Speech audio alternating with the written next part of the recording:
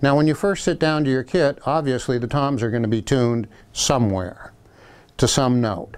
And what I suggest when recording, as opposed to live where you aren't going to have time to change tunings between songs, is that you figure out what part of the song is going to use the toms, be it the fills after the verses, or during the bridge, or during the chorus, or wherever it is, and tune the toms for their ideal notes during that section of the song. Nowadays, most tom-toms are recorded with a top and a bottom head. In the old days, many times people would remove the bottom head and stick a mic way up inside the tom-tom, and that's something you can try. It'll give you a completely different tom-tom sound, and it may work with the type of music. Most home recording is going to be done with something like this, part of a kit that's made for miking drums. It will clip on to the tom-tom and can then be adjusted to either get the stick hit or the rim. I suggest experimenting because they are distinctly different sounds. I most often like coming in fairly low and aiming towards the stick hit.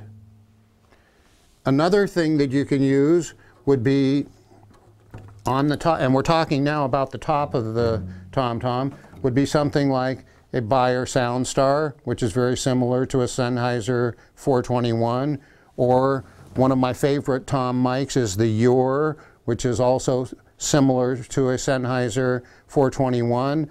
The Sennheiser 421 is a wonderful mic, RE20 is a wonderful mic. There are hundreds of choices.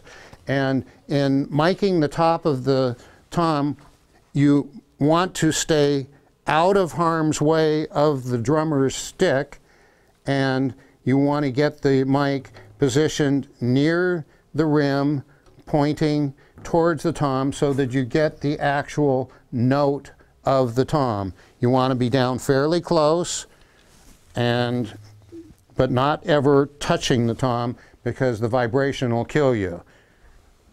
Other mics that are wonderful for miking the top of the tom-toms are the AKG 451, 452 series, because you can buy an optional swivel which allows you to position the mic well out of harm's way and very close to the drum.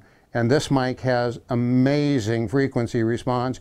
You'll get the very bottom of the tom, and you'll also get the high frequency thwack of the stick hitting the tom head.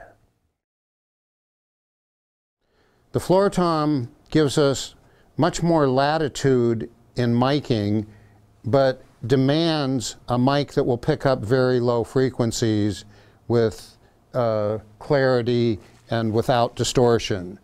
I've brought a U67.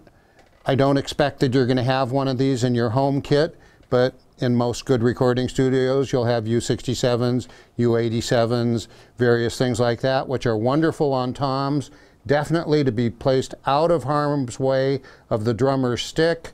And the good thing about a mic like this is its enormous frequency response and clarity and lack of distortion, but also the fact that it picks up from the side rather than from the front. Here we've availed ourselves the luxury of 3 mics in a typical Beatlesque type of recording technique, often used during the 60s, one of which is near the front of the kick drum, the second of which is near the snare drum head and will pick up everything in the snare's vicinity, including the hi-hat, and the third one, which is usually the best mic in our arsenal, is 6 to 8 feet off to the right of the kit.